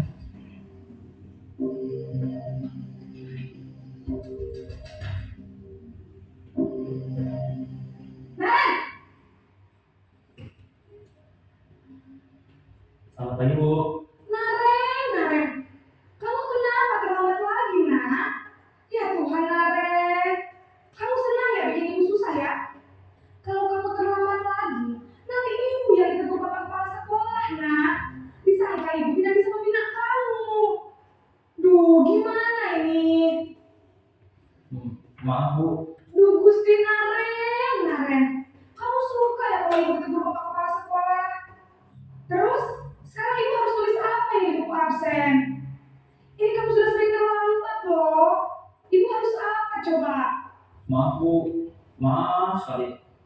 Ya sudah, lain kali jangan bikin ibu susah lagi anak ya. Ibu tidak akan kuat lagi kalau kamu gini terus. Bisa jantungan kalau ibu tegur bapak kepala sekolah. Sana cepat kelas. Maaf ya Bu, maaf sekali. Ya, lanjut posisi sebagai teman.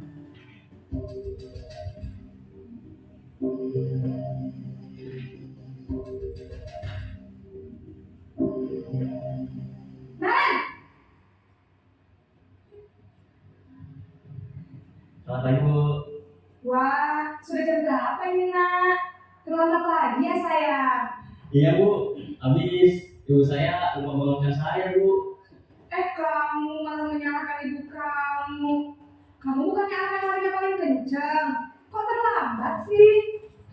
Iya Bu, saya memang terlambat bangun tadi. Jadi biar saya kencang, tetap gak kesenja Bu. Ya sudah sana. Nanti lain kali larinya lebih kencang lagi ya. Biar gak terlambat lagi. Bikin senang ibu. Demi ibu. Bisa kan? Bisa lah Bu. Ya sudah sana masuk kelas. Ibu beresin urusan absen kamu. Kamu ini ada-ada saja. Kemudian posisi pemantau atau monitor.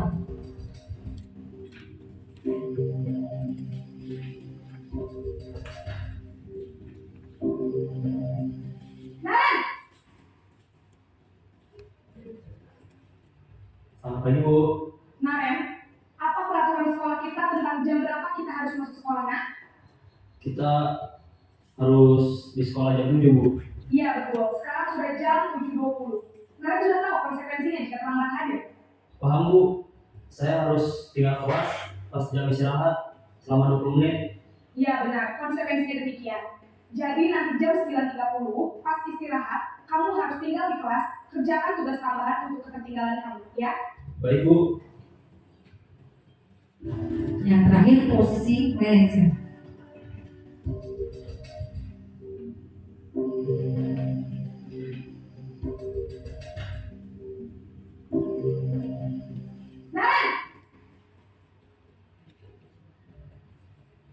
Selamat pagi Bu.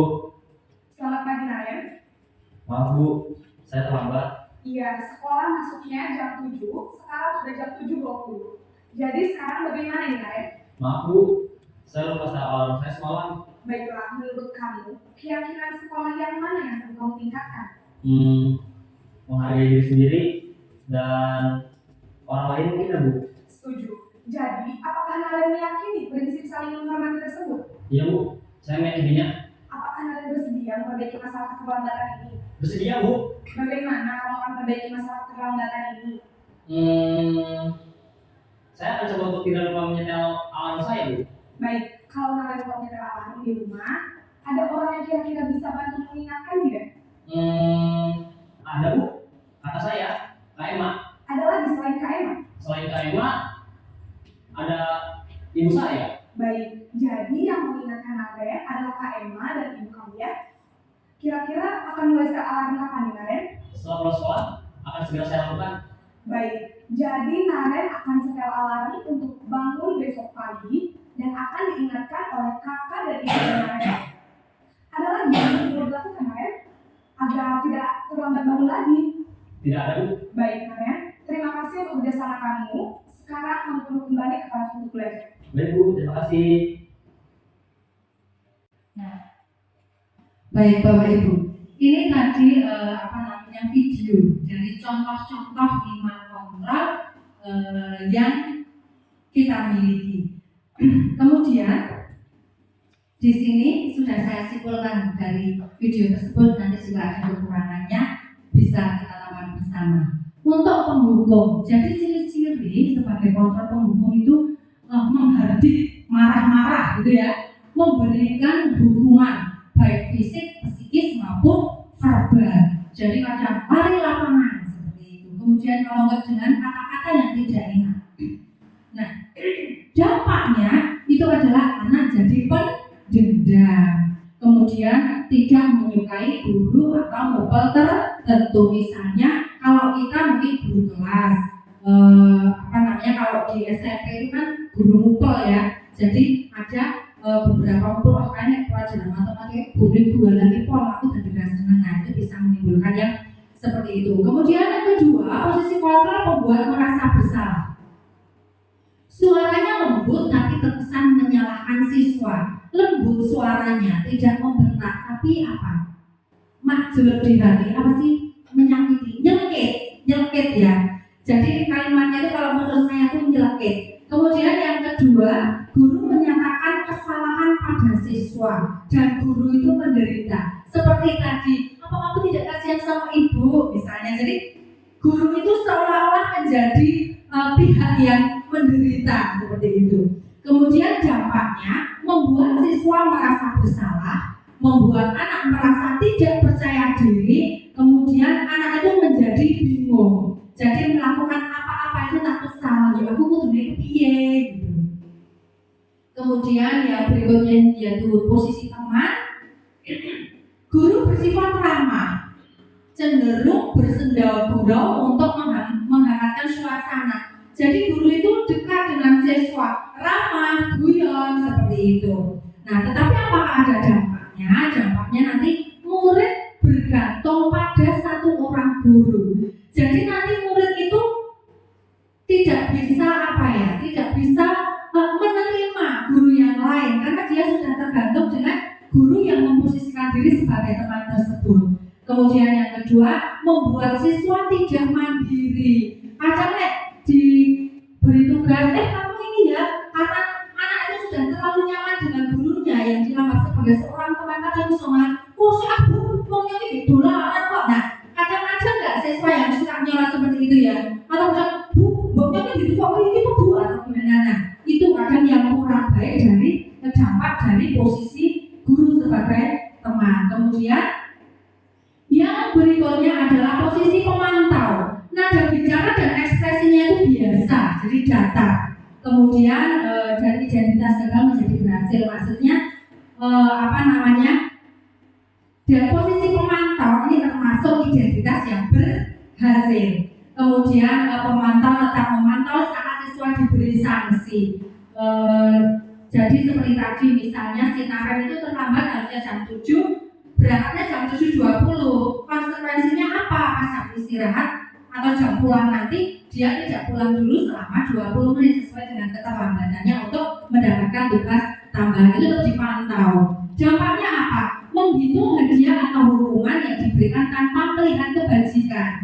Jadi posisi guru sebagai pemantau ini hanya dia hitung saja, kamu terlambat 20 menit, berarti kamu nanti juga harus ngijoli banyak, dihitung benar-benar keterlambatannya berapa, kemudian hukuman atau konsekuensinya apa, tanpa guru itu berpikir atau mengoreksi alasannya. Itu anak sebenarnya kenapa? Karena walaupun anak itu datang terlambat, tidak serta-merta anak itu bangun kesiangan, tidak serta-merta anak itu malas, ya kan? Jadi kita perlu menggali alasannya. Yang kedua, tidak sepenuhnya mandiri. Betul. Jadi anak-anak itu dengan posisi guru sebagai pemantau, dia itu kurang mandiri, masih bergantung dengan konsekuensi apa yang diberikan oleh guru. Kemudian yang terakhir yaitu posisi manajer.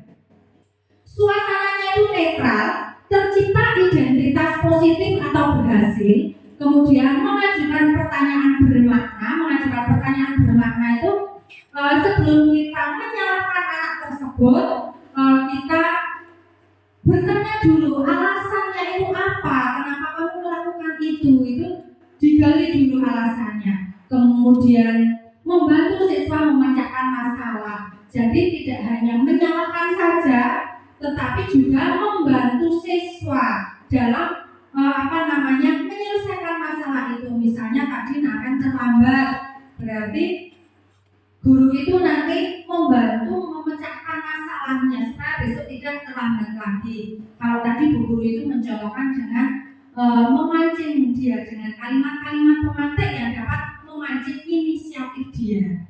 Seperti itu dampaknya apa? Dampaknya murid menjadi mandiri dan percaya diri untuk memecahkan masalahnya sendiri. Jadi dari 5 kontrol itu yang paling ideal yang mana Bapak Ibu? Iya, yaitu posisi kontrol manajer. Kemudian yang berikutnya adalah segitiga restitusi. Jadi ada 3 tahapan dalam segitiga restitusi. Ini kaitannya nanti dengan posisi manajer Bapak Ibu. Langkah yang pertama yaitu menstabilkan identitas, yang kedua adalah validasi tindakan yang salah, yang ketiga adalah menanyakan keyakinan. Nah, ini saya sajikan segitiga restitusi dalam bentuk gambar.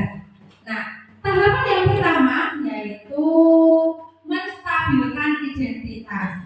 Jadi di sini ketika ada peserta didik itu melakukan kesalahan, itu langkah pertama yang kita lakukan itu adalah menstabilkan identitas dengan misalnya seperti ini.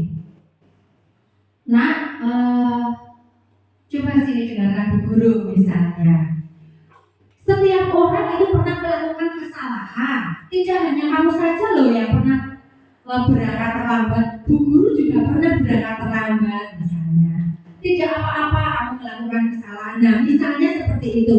Itu dalam tahapan menstabilkan identitas.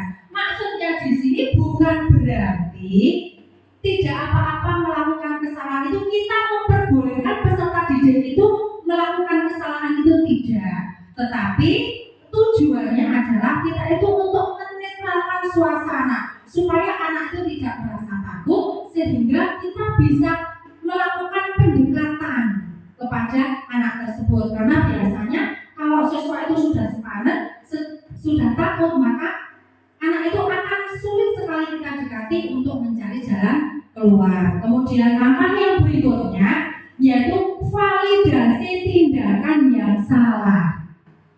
Ciri-ciri atau tahapannya di sini itu adalah dengan menanyakan alasan.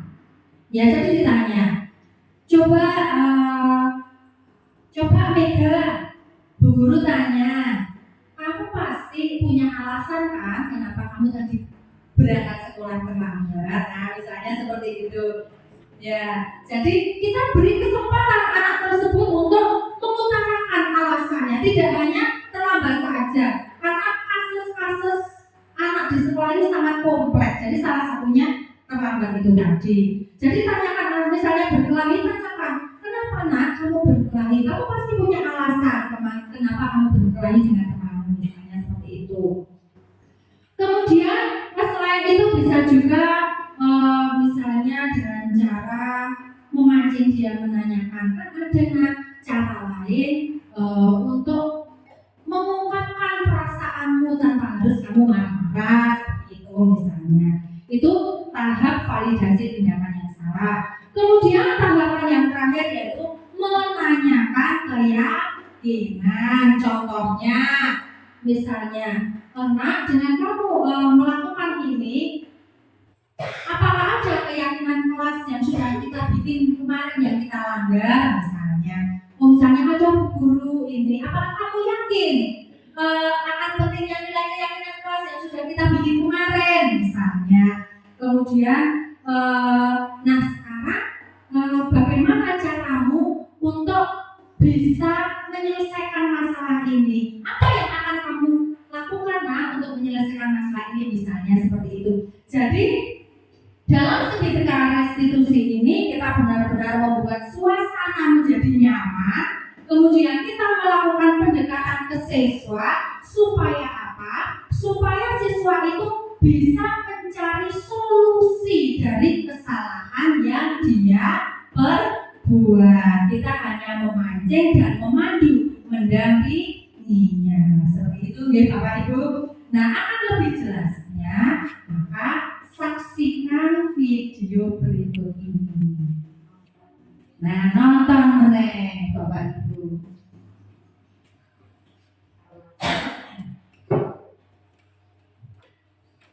Iya. Siapa? Sudah lama nggak bisa. Hari dari sini. Kesel Pak, kesel banget. Masa aku dikatain tukang fitnah Pak? Ya aku marah lah. Aku balik ke TK di depan kelas. Kesel banget. Oh begitu. Ya pasti kamu marah dan kesal. Bapak juga akan marah apabila ada yang menuduh Bapak seperti itu. Kemudian pada saat itu kamu melakukan apa? Ya saya langsung ngatain Eka lah Pak. Kesel banget. Saya bentar-bentar dia depan teman lain. Oh begitu. Pasti kamu melakukan seperti itu karena suatu alasan tertentu kan? Iya Pak, saya diam saja Pak. Ya saya bela diri lah. Masa saya dituduh tukang fitnah? Ya wajar lah. Mempertahankan harga diri itu sesuatu yang penting buat kamu. Untung kamu tidak bertindak lagi. Hanya membentak-bentak. Iya Pak. Untung saya masih bersabar dan hanya membentak saja. Sudah bagus padahal saya pasti bela diri lah. Ya pasti ya. Tapi kamu memilih untuk tetap bertahan dan bersabar. Kamu memilih untuk tidak berbuat lebih parah lagi. Iya. Nah, sekarang coba kita lihat lagi. Tindakan kamu yang bentak-bentak Eka di kelas. Tindakan kamu itu kira-kira sesuai dengan keyakinan kelas atau prinsip kamu tidak? Enggak lah Pak. Capek Pak jadi pemarah. Jadi keyakinan atau prinsip mana yang paling sesuai dengan keinginan kamu? Ya, saya sebenarnya sangat menghargai orang lain. Mungkin saat itu saya menjadi emosi, jadi tidak menentukan sikap itu. Kamu meyakini tidak? Menghargai orang lain itu penting buat kamu. Yakin lah Pak. Iya, setuju. Kita harus saling menghargai. Namun, ada juga keyakinan yang kita sepakati yang perlu kita jalankan apabila kita sedang marah, kan? Ya saya bisa lebih proaktif, mulai dengan diri sendiri. Saya bisa jadi lebih bersabar, mengambil waktu jeda untuk berpikir mau apa selanjutnya. Kira-kira kamu bersedia memperbaiki masalah ini tidak? Bersedia Pak. Kalau kamu memperbaiki masalah ini, kamu akan menjadi orang seperti apa? Saya akan menjadi orang yang bertanggung jawab kali ya Pak. Dan senantiasa proaktif. Iya, menurut kamu bagaimana rasanya menjadi orang seperti itu?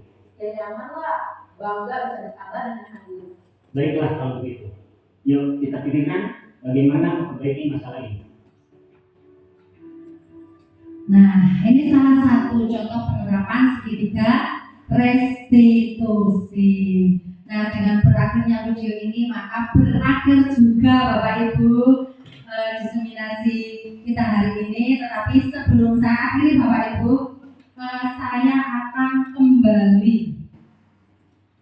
ke materi pertanyaan di awal tadi Bapak Ibu. Sebentar.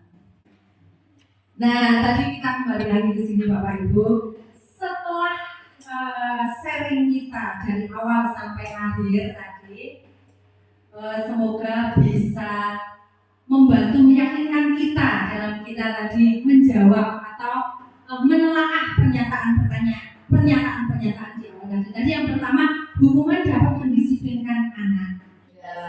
Tidak setuju ya. Kemudian yang kedua, memberi hadiah atau penghargaan dapat meningkatkan motivasi belajarnya. Tidak setuju. Yang ketiga, guru harus mampu memberikan solusi untuk setiap siswa yang bermasalah. Setuju? Ya, antara setuju dan tidak setuju ya kalau saya. Karena apa? Karena solusi itu tidak datang dari guru, tetapi datang dari siswa itu sendiri. Sebagai guru hanya mendampingi dan itu tadi dengan cara membuat pernyataan pemantik untuk memancing solusi dari diri anak tersebut. Kemudian yang keempat, guru berperan sebagai teman bagi siswa. Tidak setuju. Yang paling ideal apa tadi Bapak Ibu? Manajer yang luar biasa. Baik Bapak Ibu, acara diseminasi pada hari ini sudah kita lewati bersama dengan sharing-sharing yang luar biasa. Namun sebelum saya tutup, mungkin dari Bapak Ibu ada yang akan mengajukan pertanyaan. Mungkin ada? Oke, siap dari Bu Mega. Monggo Bu Mega. Ya, baik Bu Lina, terima kasih tadi materinya sungguh luar biasa. Tadi juga sudah dijelaskan tentang keyakinan kelas, cara membuatnya, prosedur dan begitu. Tapi yang ingin saya tanyakan, kan saya mengajar anak kelas rendah gitu ya. Nah, dan di kelas rendah itu rata-rata ya ada beberapa anak yang kurang bisa menulis dengan baik, membaca, terus memahami kalimat untuk membuat keyakinan kelas yang bagus itu mereka belum bisa gitu ya. Nah, adakah tips dan trik yang efisien untuk membuat keyakinan kelas di kelas rendah? Ya. Baik, terima kasih pertanyaan dari Bu Mega. Saya bantu jawab. Nanti kalau kurang karena ini intinya forum diskusi, forum sharing, jadi nanti saling melengkapi gitu. Kalau menurut saya memang benar untuk di kelas bawah itu, apalagi disuruh untuk beride atau menuangkan harapan, membaca dan menulis saja masih kesulitan. Nah, terus bagaimana caranya kita membuat keyakinan kelas? Itu salah satunya itu nanti kita bisa memantingnya dengan memberikan gambaran-gambaran atau suasana-suasana kelas yang diharapkan dengan pembanding. Misalnya seperti anak-anak, coba kalian bayangkan seandainya di kelas kalian ini banyak sekali sampah yang berceceran, kalian nyaman nggak? Anda enggak, Bu Guru. Harusnya bagaimana? Yang nyaman bagaimana anak-anak? Bersih, Bu, tidak ada sampah. Oh, berarti keyakinannya nanti yaitu apa? Jagalah kebersihan. Ya, kita memancing seperti itu bisa. Kita dengan memberikan gambaran-gambaran, anak disuruh membayangkan dengan kalimat-kalimat yang kita berikan. Atau dengan cara lain, kita bisa memberikan gambar. Jadi kita sediakan gambar yang banyak, gambar kelas yang bersih, gambar kelas yang kotor, misalnya suasana yang riuh ramai dengan suasana yang tenang. Kemudian anak itu disuruh memilih yang bagus yang mana, anak-anak. Oh, yang ini. Berarti kalau terjadi seperti ini tidak nyaman ya, akan mengganggu kalian ya. Nah, seperti itu. Berarti kita bikin kesepakatan ya anak-anak. Kesepakatan kelas kita adalah ini misalnya, seperti itu. Mungkin salah satu trik and tipnya seperti itu. Mungkin ada tambahan dari Bapak Ibu yang lain? Buat teman-teman, atau ada pertanyaan yang lain? Tidak ada juga. Baik Bapak Ibu yang saya hormati, kiranya cukup sekian materi, paparan materi dari saya. Mohon maaf jika dalam saya menyampaikan materi dan dalam memandu sharing kita hari ini kurang berkenan di hati Bapak Ibu guru semua. Saya mohon maaf yang sebesar-besarnya. Semoga apa yang telah kita laksanakan pada hari ini bisa bermanfaat ke depannya. Mari bersama-sama saling bahu-membahu, saling bergandengan tangan, saling berkolaborasi untuk mewujudkan impian sekolah kita di masa depan. Baik Bapak Ibu, mohon maaf atas segala kekurangan dan saya akhiri. Wassalamualaikum warahmatullahi wabarakatuh.